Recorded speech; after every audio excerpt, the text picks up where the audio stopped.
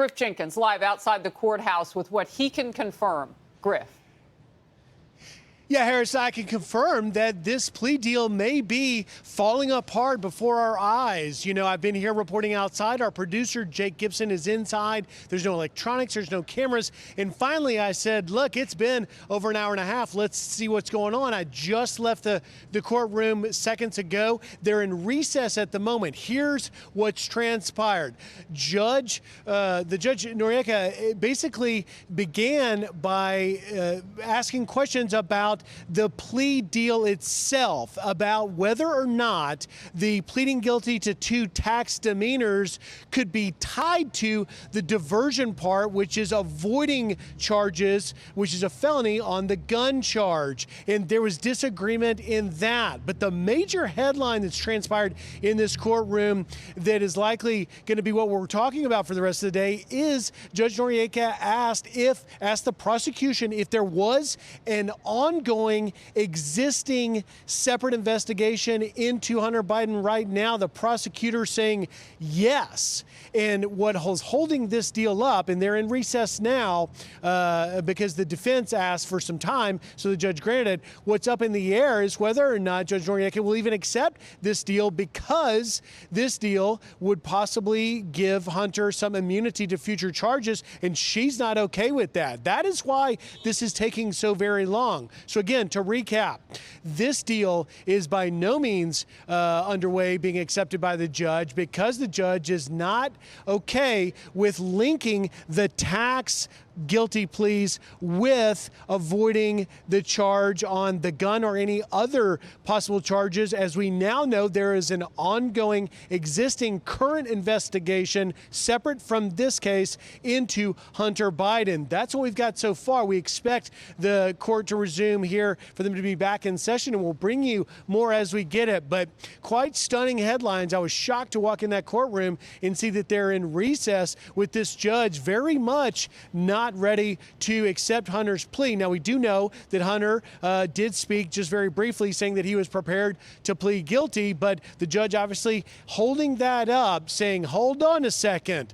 I'm not okay with the part where you plead guilty to tax and avoid the diversion portion of this, avoid any future charges on the gun thing. And now we don't know the details of the current investigation that the prosecution has now acknowledged. The judge asking for details on that. The prosecutor, Wise, saying that, no, I can't go into that. I'm not at liberty to discuss. She asked what it could have possibly involved FARA, foreign agent registry charges, and the prosecution not willing to say exactly what's under investigation. But this is very much a moving, developing story right now. We'll bring you as much as we get it. And certainly when Jake, our producer, comes out of that courtroom, when we have a decision, we'll bring that to you. But at this moment, at this hour, this plea deal is very much up in the air. Harris? Griff Jenkins, great reporting. And I know that it's difficult when you're not in there. There's no technology that we can share information with, text messages and all of that. And we understand the challenges of all of that. But great job today being able to confirm some things, get it on the record, what you could. I mean, we were hearing things come out of that courtroom, and you got to be really careful with that, because this is legal.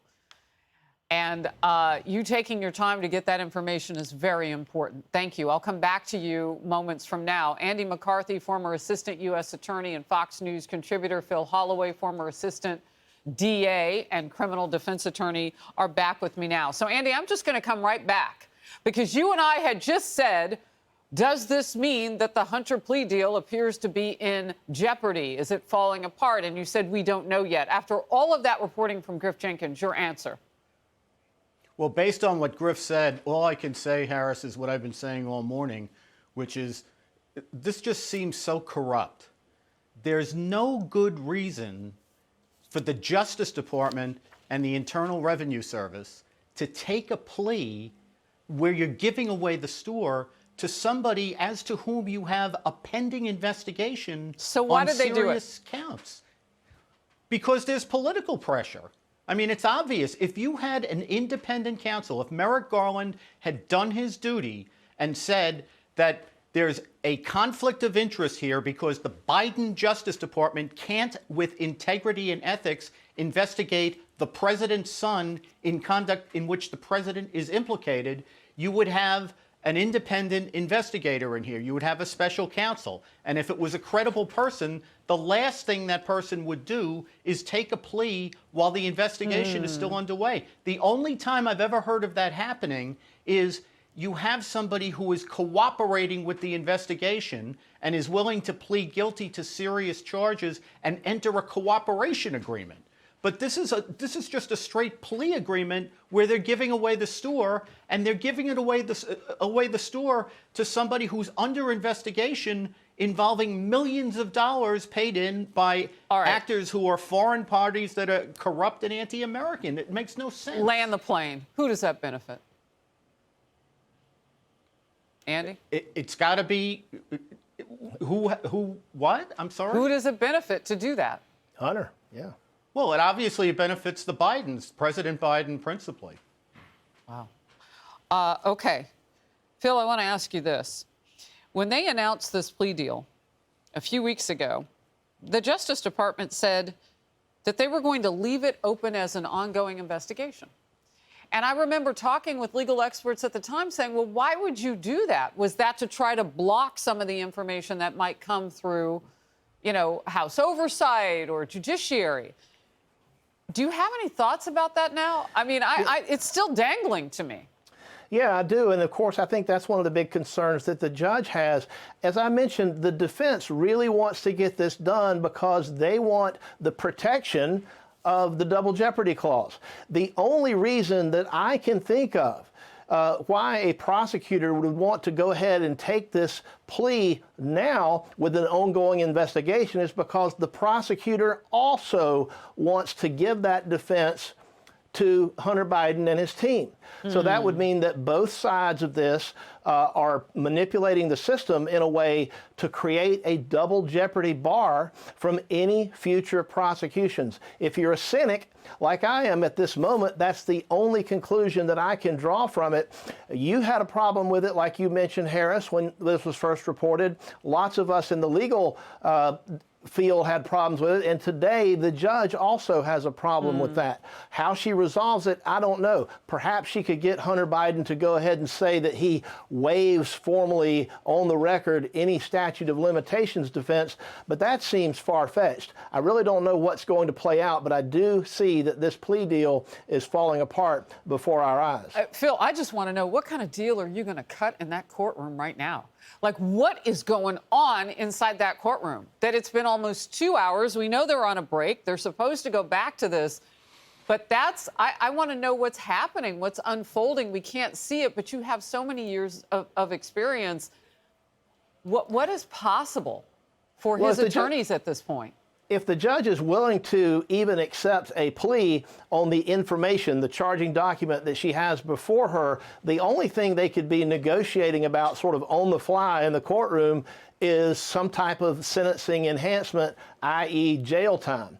It could be that they say, all right, we're going to agree to do a little jail time now on this gun charge and not do diversion.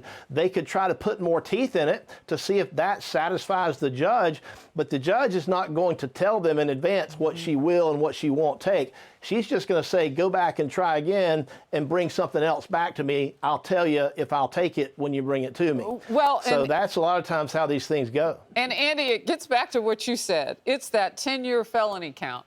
It's that softness, and particularly that gun charge. Yeah, I think that's right, Harrison. And to Phil's point, in federal law, it is a number of states are different in this regard, but in federal law, judges cannot participate in the plea negotiations. So she can signal to them, what's okay with her and what's not, but she can't get into the nuts and bolts of it. And the second thing I want to say is that I think one of the most important things that Griff reported a few minutes ago was when the judge raised one of the terms in the agreement, and Griff said there was disagreement about what that meant. At that moment, I must say, I think you tear up the plea agreement, you have to start over again. So people are clear on this, a plea agreement is a contract.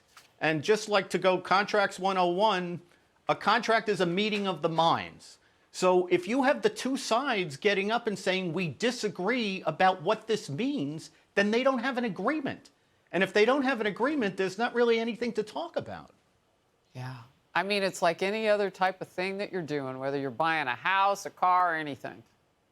Until it happens, it hasn't happened. Right. Hey everyone, I'm Emily Campagno. Catch me and my co-hosts Harris Faulkner and Kaylee McEnany on Outnumbered every weekday at 12 p.m. Eastern, or set your DVR.